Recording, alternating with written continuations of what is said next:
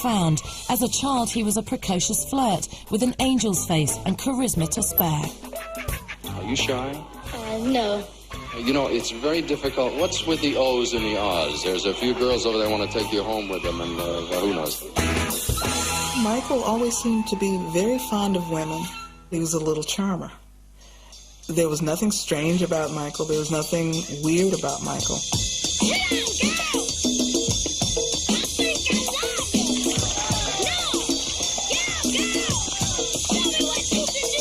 Mike kept flirting with these girls, pointing at them and winking at them and, you know, trying to get them to come down front and say hello.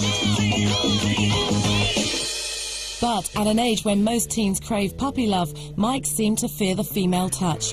And the more he shied away from girls, the more frenzied the fans became. I think that girls represented, you know, having my hair pulled, represented someone screaming suddenly at the top of their lungs. You know, just suddenly screaming. Fans will be hanging around. We'll hear a knock on the door and say, Showbiz. We open the door. Fans scream. It's what rock stars go through, though. Most of the guys like it. You never heard Jermaine complaining about it. You never heard Jackie complaining about it, but Michael didn't. Michael didn't like to be touched and handled and pulled at, and he really hated it. He just really hated it. Behind the scenes, God-fearing Catherine tried to guide her sensitive son. There were fans who had sort of special status. You would write a letter to Michael Jackson, and then you'd actually get a response, or you get a phone call from Catherine saying, you know what, why don't you come to Las Vegas and hang out with us? I was in the 7th grade, and I just was in love with him. So I started writing him letters every day, and in 1974, he's going to be in Las Vegas for my 16th birthday. In 1974, Catherine Jackson arranged a date between Michael and Teresa Gonçalves, a 16-year-old fan from Boston, even though Teresa's presence violated Jehovah's rules. Teenagers are only allowed to date if they're ready to get married.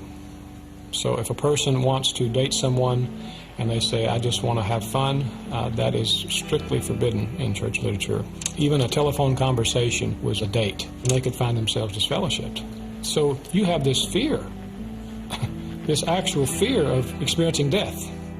The older Jackson boys seemed to sense Michael was afraid of girls. So after a show at the MGM Grand, they playfully pushed him on Teresa. One holding me and, one brother holding him, holding Michael, and just trying to make us kiss. Here, kiss her, kiss her. And we're both, putting our heads down and trying to stop it. And we ended up in a room together. And it was just me and him. And that's when we had our first one-on-one. But when it was time to make a move, 15-year-old Mike resisted temptation. I'm sitting down about 2 feet away from him. And I'm shy, he's shy, who's going to start this conversation? So finally, Michael began the conversation by saying, do you believe in the devil? And that just kind of scared me. I was like, where is he going with this? And that's how he started witnessing to me. He discussed the Jehovah's Witness religion with me for about an hour, and he showed me, he had his Jehovah's Witness books and stuff. The amazing thing to me was, when I got home the next day, Jehovah's Witnesses rang my bell. As Michael grew older, his distaste for sex was perceived in a different way. When he pushed girls away, members of the press pushed back, speculating on his lack of female friends. You would, be told by your editor, you got to ask him if he's gay. And you're like, what? I mean, how are you going to ask Michael Jackson if he's gay? I asked him about the rumor that he was gay. And he looked at me and he said, you know what I need you to do? I need you to turn off that tape recorder. And I said, okay. And he said, no, I'm not gay. And I said, well, why did you ask me to turn off the tape recorder? And he said, well, because I know that we have many fans who are gay. And I don't want to offend any of these people.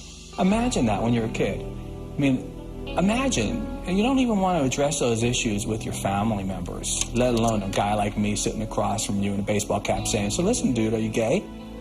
None of us ever thought Michael was going to turn out to be, as conflicted as he is.